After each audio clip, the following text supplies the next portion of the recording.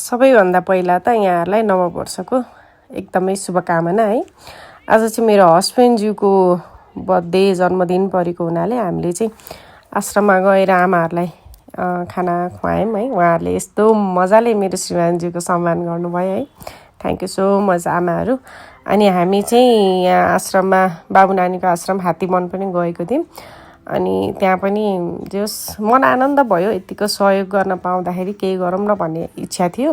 यतिको गर्दा मन आनन्द भयो, शान्त भयो मन होइन।